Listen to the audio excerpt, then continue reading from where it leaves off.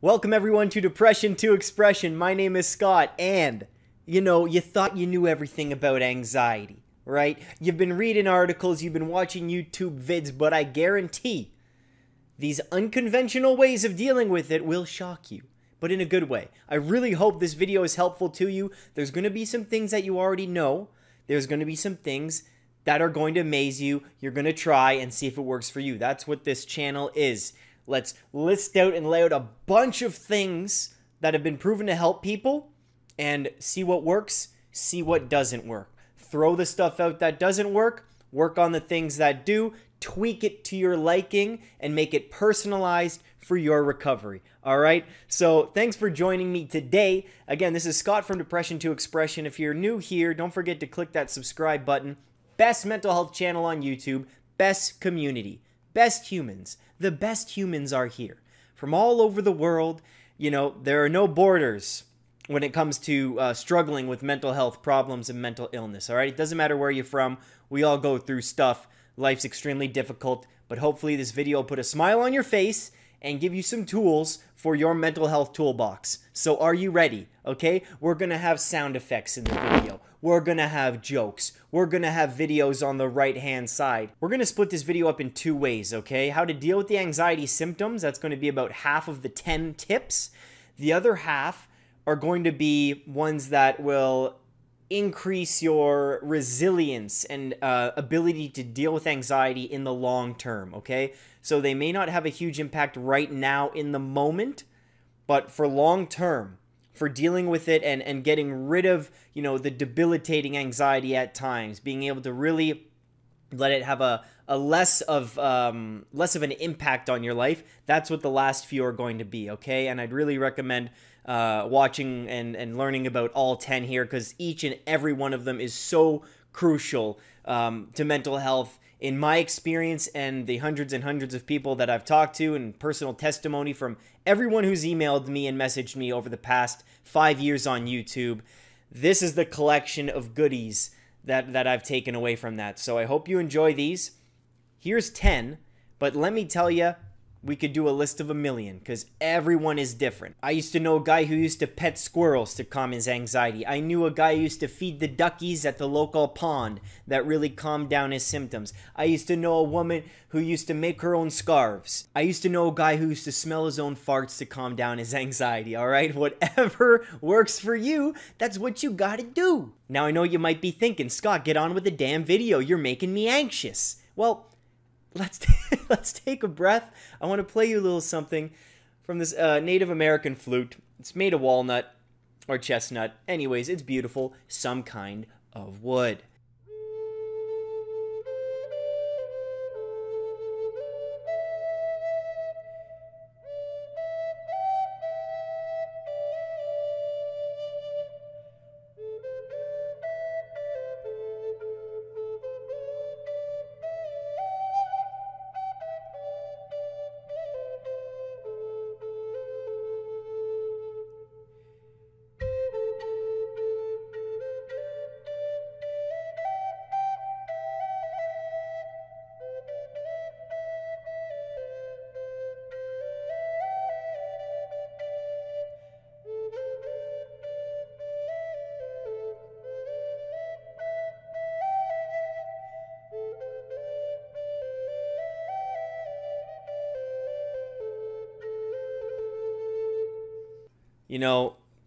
This could even be on the list if you're looking to calm your nerves sometimes and just kind of settle in that present moment. Helps playing and you focusing on the breath at the same time with this thing. I think we're ready to jump into the 10 tips, the 10 ways, the 10 zippity-doo-dah-dickity-day-dos, how to deal with anxiety.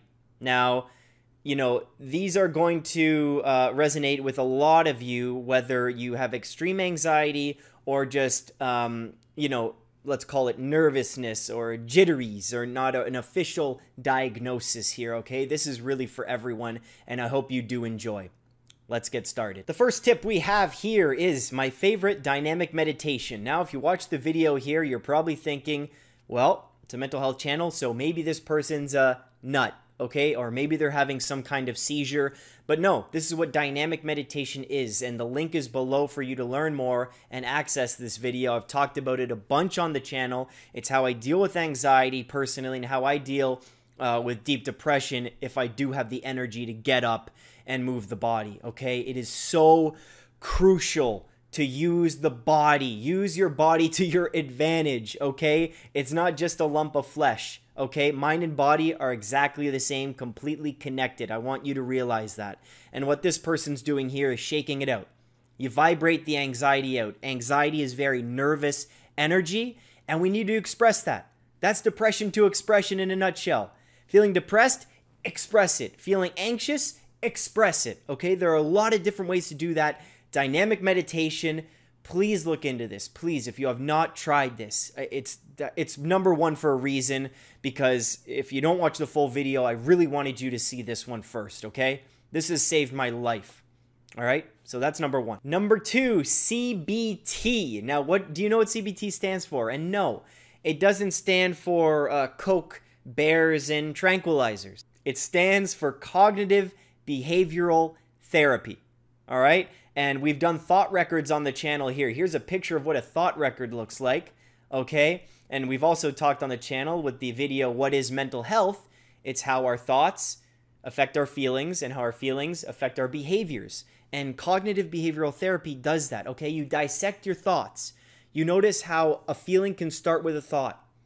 You have the thought first, and that thought can make you feel anxious, all right? So it's diving into that. And you can do CBT on your own with this thought record right here. And this is available in the description below, all right? You can download that for free and print it out. I love writing with these with a pen or pencil rather than on the computer. It's a little more expressive.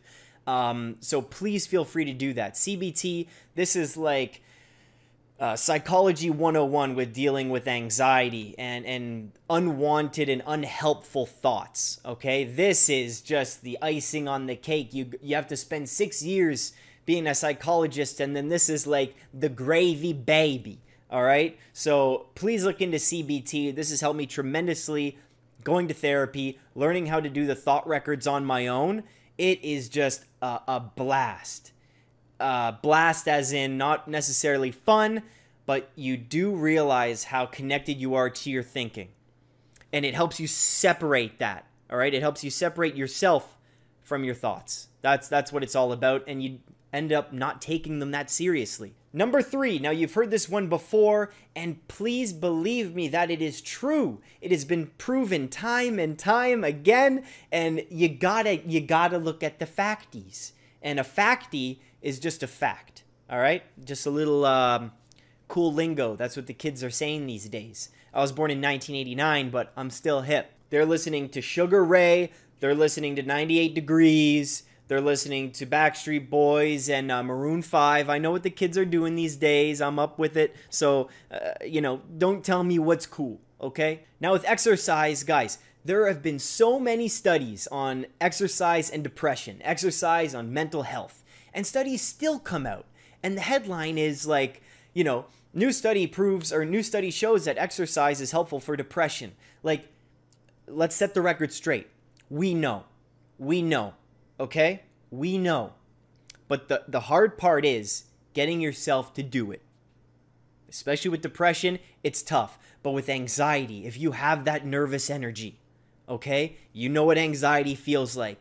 You can't sleep it off, guys. Sometimes it might feel right, but really, just with dynamic meditation, use your body. Use it. Shake it out. Even if it's like this, man. Even if it's squeezing something. Even if it's getting my elastic bands here and doing some pulls.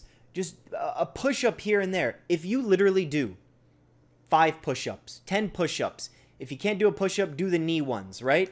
Go up against a wall and do a push-up. So, not a lot of arm strength required. I guarantee you will feel better. Now, I'm not saying 100% better or 50% better, but you will see improvement. You will feel a little bit of relief. It's so simple.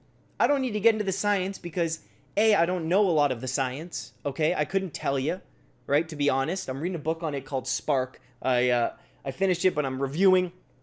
and want to do a separate video on exercise and depression. But honestly, just think about it, with common sense. All right, you're nervous, you have nervous energy, you feel like you're going to explode, you're sweating, right? The world's closing in around you, right? You feel smaller. You have to express it, man.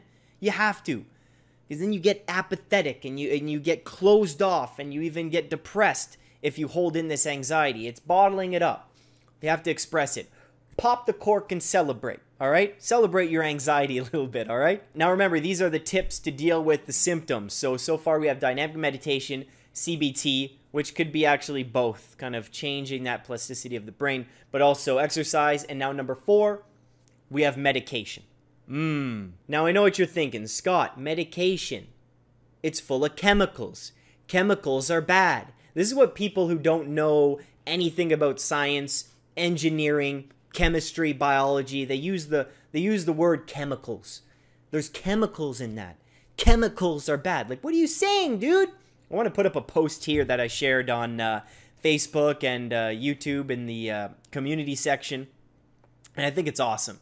It's like people want to go all natural. Like, what does natural even mean to you, okay? What do you mean by natural? Well, you're taking vitamins? Well, vitamins are made in a factory too. In this post, it's hilarious. Like, yeah, natural would be us still being hunter-gatherers, taking shits in fields, and if we lived in cities, no adequate sewage, clean drinking water, right? We couldn't live in half of the places we do, right? You know how much water we divert?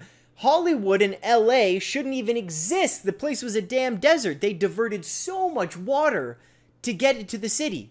Like, it's absolutely incredible what we've done to the world in a very cool way. Nothing's natural anymore, okay? If you want natural, go lie in your shit and be in pain all day. That's what I'm saying, all right? So when we talk about antidepressants, all right, I'm not like pro antidepressants. No one likes to take medication, guys. When it comes to anxiety disorders, medication can be extremely effective for a lot of people, okay? That's the reality, okay? So it's not everyone's first option. You want to try everything you can before you have to get medication, just from cost savings alone. Of course, you'd rather see if a jog works, or thought records work, or dynamic meditation works, before you start spending money on medication. Hey, I'm a cheap guy. That's what I would look at. But once you try everything and things still aren't effective, medication can do wonders. And there's plenty of testimony from people all over the world where medication has helped a lot, okay? There are also those side effects. I won't get into that. I'm not a licensed physician. But it's something to definitely look at when dealing with anxiety. Now we're on number 5. This, again, can relate both ways to dealing with the symptoms of anxiety and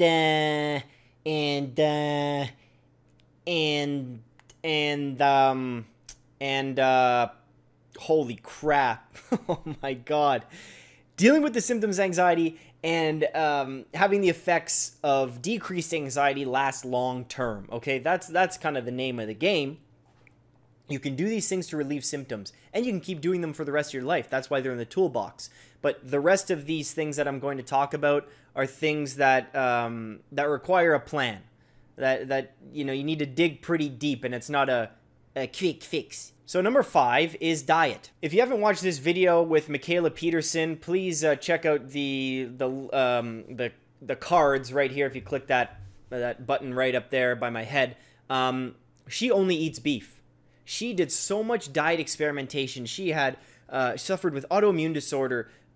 She had to have her hip replaced. She had terrible arthritis. She suffered from major depressive disorder, like majorly depressed. She was not doing well. She experimented so much with her diet, which is in the video if you want to take a look, and she does not need to take any medication anymore. Now, I'm not saying that's the story for everyone. Of course it's not, okay? But she only eats beef. Isn't that incredible? Okay, she only eats beef. She's never felt better in her entire life. And there are stories with the zero carb diets and all types of stuff, what you can do for your mental health and physical health with diet.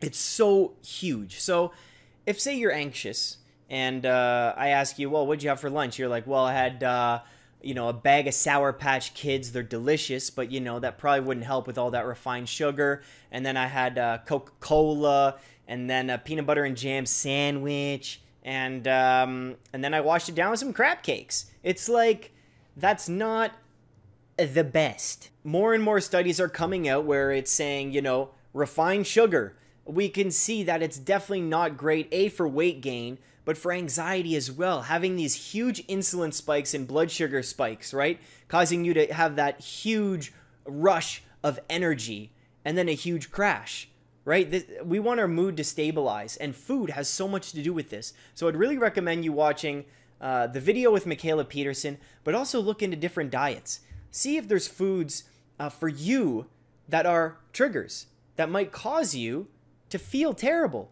All right? Look at alcohol. How do you feel after you drink alcohol? Do you get more anxious, less anxious? I'm talking about the morning after. While you're drinking, your anxiety most likely decreases, right?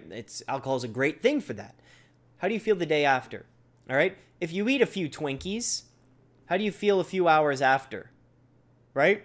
Note these things. Check out your diet and really look into it, how it's affecting your mood. Number 6, talk about it. Talk about it. Seems simple, and I know the word stigma is just plastered everywhere you go, and it seems like it's impossible to talk about it because there is this stigma. But just tell yourself there is no stigma and go get some help. More on this in other videos, okay, but we're going to keep it real simple here. When you do decide to talk to someone, that's the best relief I've ever felt. Now, when I'm saying talk about it, this can be with a therapist, a counselor, okay? There's my sponsor on this channel is BetterHelp, and it's online therapy. So if you don't feel comfortable talking to someone in person, there's online chats, there's Skype. This is what BetterHelp is. Kind of IMing on your computer. I've used it before. It's awesome. So the link's in the description if you want to try that out. But talking about it can also just be with a friend, with your mom, with your dad, right? Siblings, someone online, chat forums, anyone. When I feel anxious, all right, even before I did a video on this years ago, it's like I could feel a panic attack coming on. The feeling of anxiety is just so terrible. You all know what I mean. And just the thought that I was with a friend, the thought that I was comfortable enough to tell this person that I was anxious, that I was feeling anxious and I may have a panic attack, I feel something coming. Just that thought and that option of being able to say something, being able to talk about it, symptom gone. Symptoms, plural.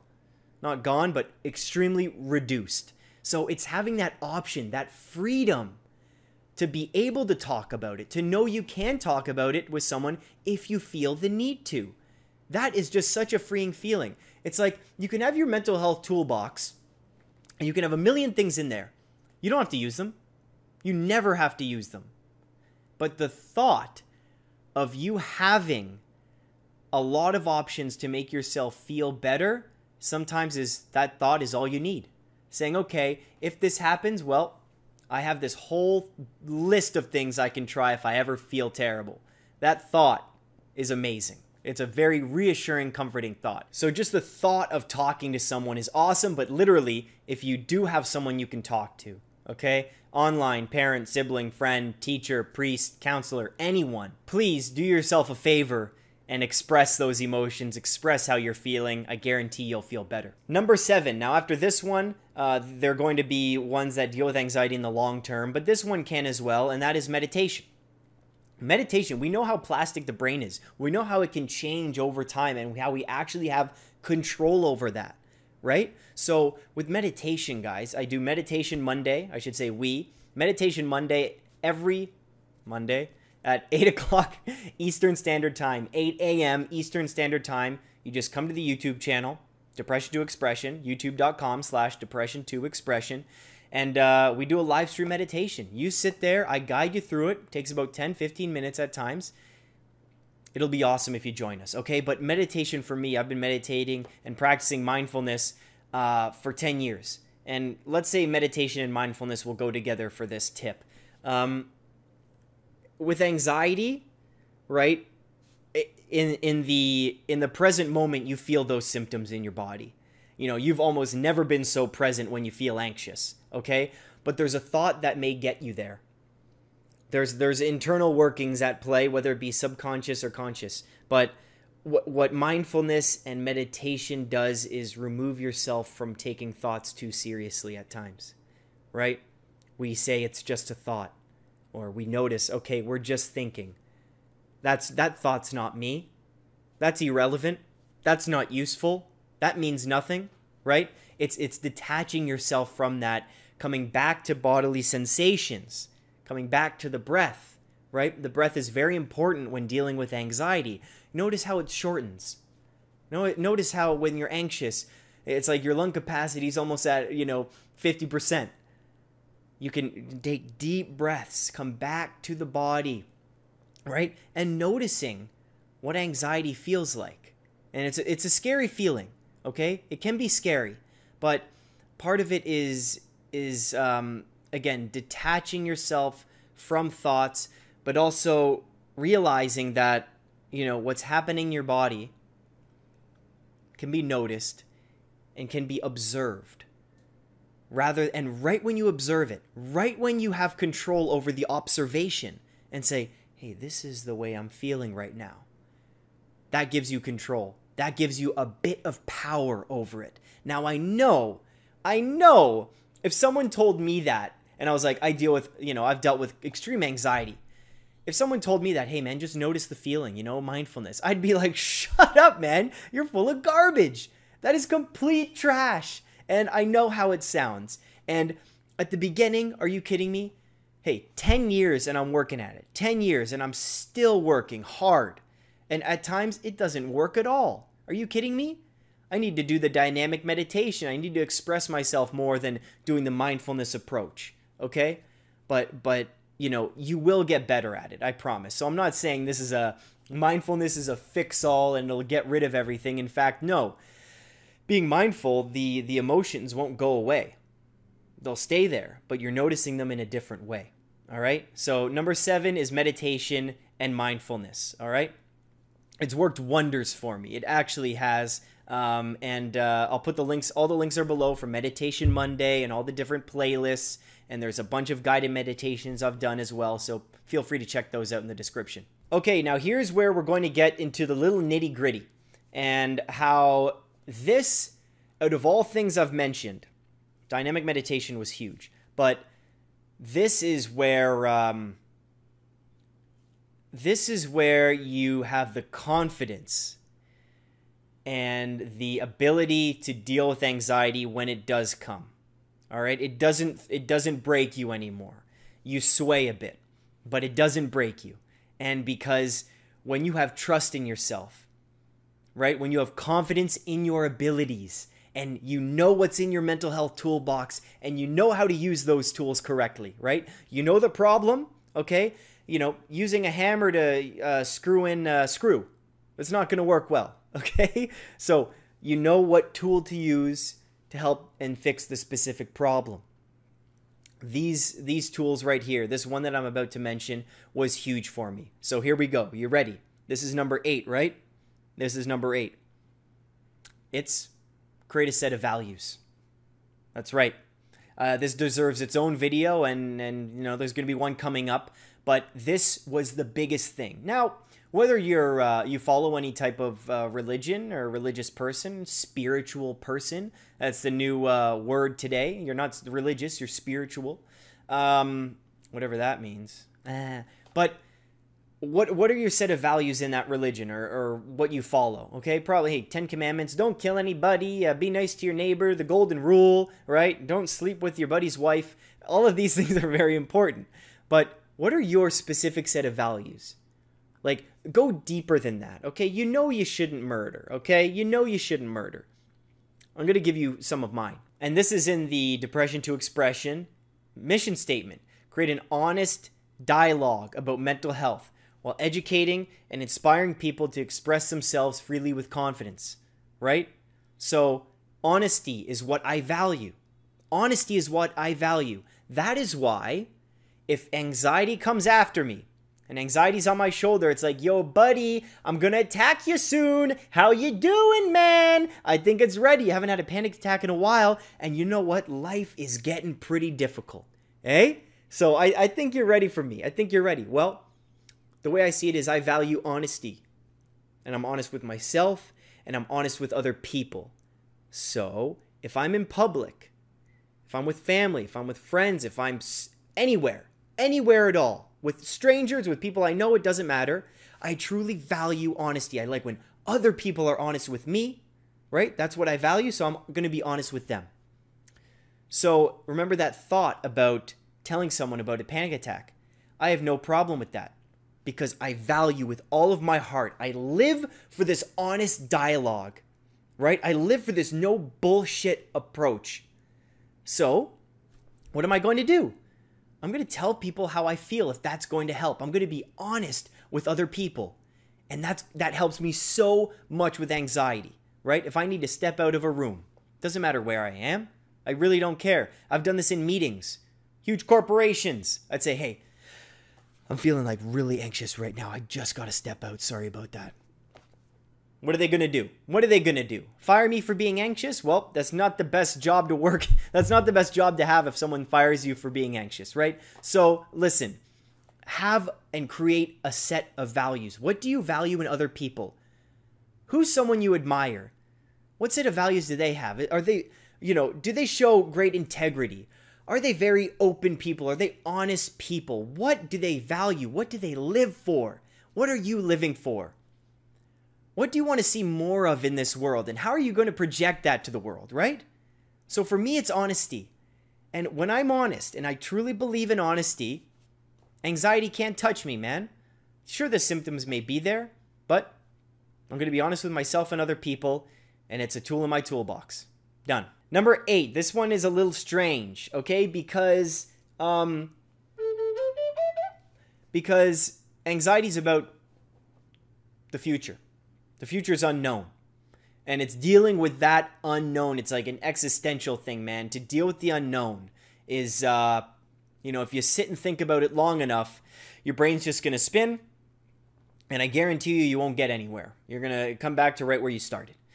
To deal with the unknown is extremely difficult. And it takes some practice to get comfortable with that. And obviously, no one is comfortable. No one is comfortable with the notion of death. Or very few, I'd say. If you truly believe in Catholicism and you truly believe in reincarnation or, going to heaven and seeing all your friends, well, death may be pretty okay. But for a lot of us, the future's unknown. The thoughts of, death and what we don't know is terrifying. So number 8 here is plan your future, which may seem strange because no matter how much you plan, there's always going to be unknowns. It's like, remember in elementary school or high school, people were like, so where do you want to be in 10 years? The guidance counselor would say that, or a teacher. Where do you want to be in 5 years, 10 years? I'm like, really? All I want to do is kiss the girl in English class. That's all I'm focused on the next 10 minutes, let alone the next 10 years. You can't ask me that. You can't ask a teenager that. So there are very few people who know where they want to go and what they want to do at that age. But what I would say is create a framework, and that has to do with your values again. Create a framework that you can follow, all right? Plan your future. Figure out what interests you.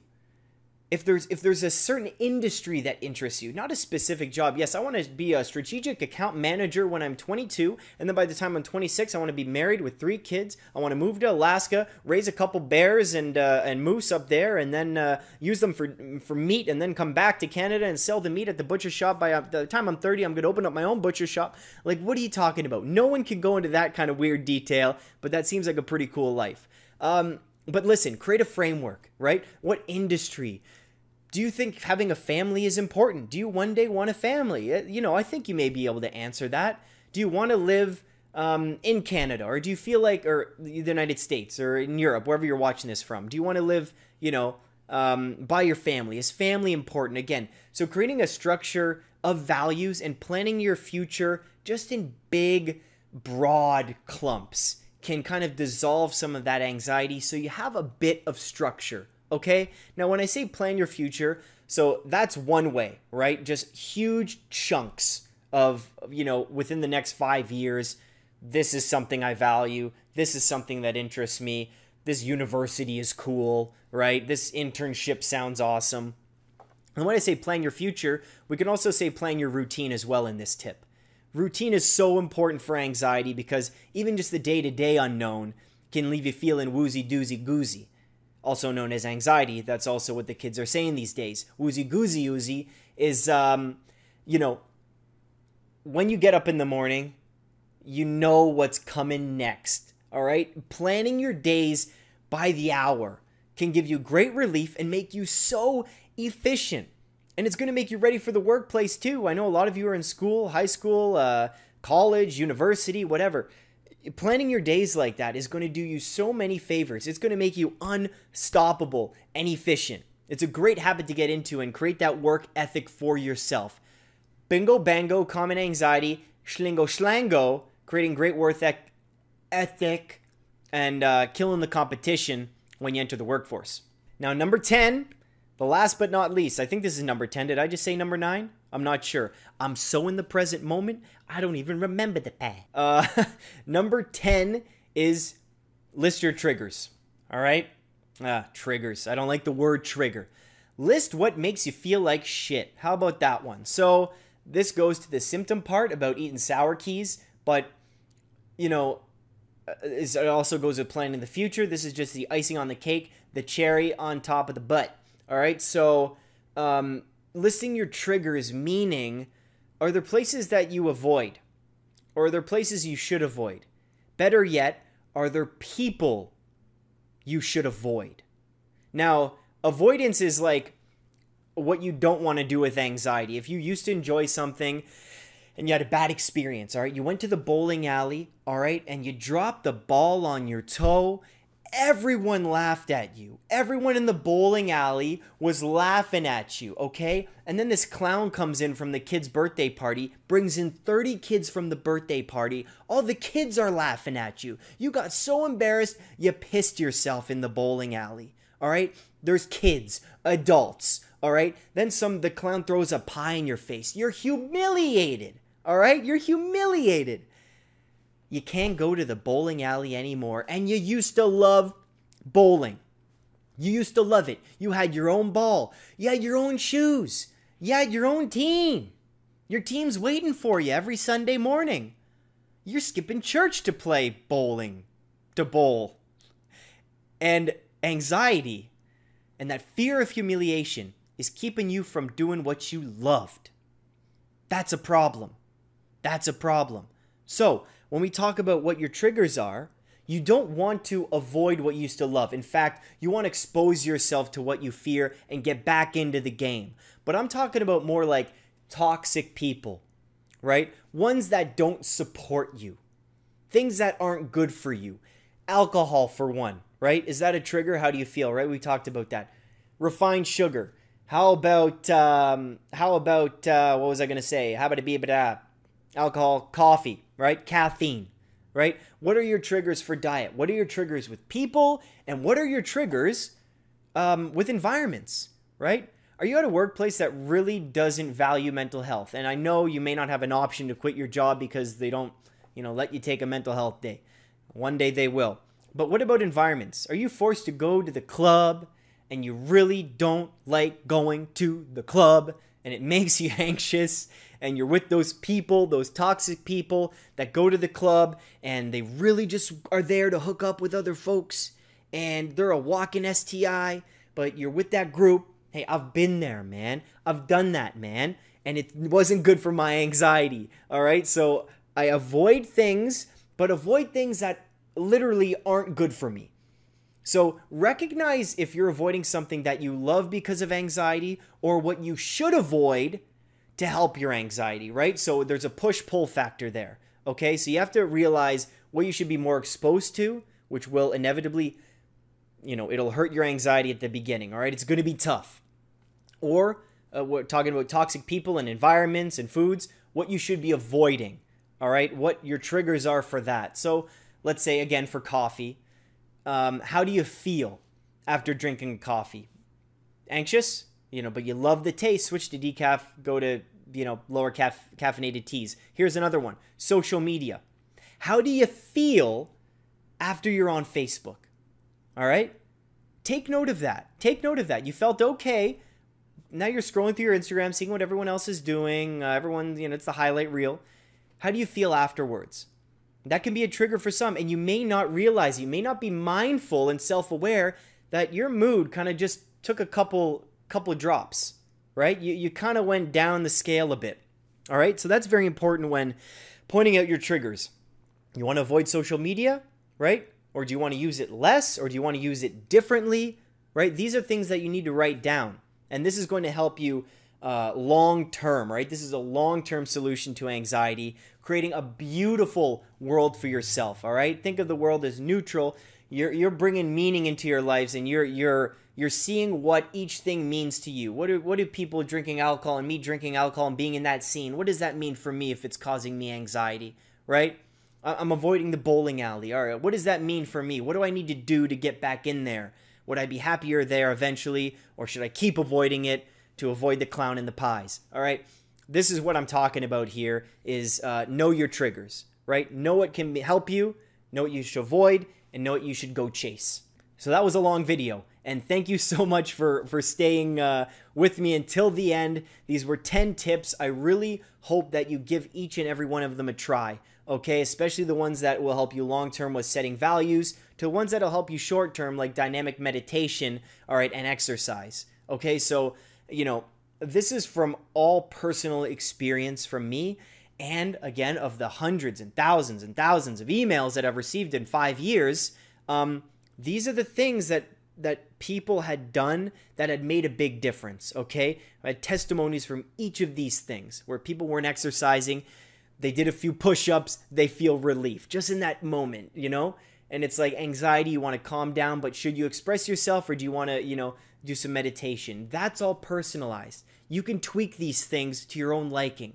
But now you have 10 juicy babies in your mental health toolbox. We're all crazy babies, all right? We're always going to be crazy babies. But we have to control the crazy a little bit. And you can walk around with your toolbox now, and just the thought of you now having 10 more tools to fix 10 more problems, all right, is a good feeling. So I'd like to thank each and every one of you. Please don't forget to subscribe to Depression to Expression to see more videos about an honest dialogue about mental health. That's what we do here. Fearless expression, all right? I'm not holding back anything anymore. It's time to tell the truth about mental health and mental illness. It's time to tell you my thoughts and my thinking. So, yeah, if you want to stay tuned for more, go for it. All of the links to my social media, Instagram, man, if you want to see me with my shirt off, that's the place to go, okay? Please go to my Instagram, Twitter, Facebook group, subscribe to YouTube. There's all the playlists below. Tons of goodies on the channel. You could spend days in self-improvement mode just watching the 400 vids that are on here. So thank you so much for watching again. This was 10 ways to deal with anxiety successfully. And stay strong, everyone, and keep being you. Take care.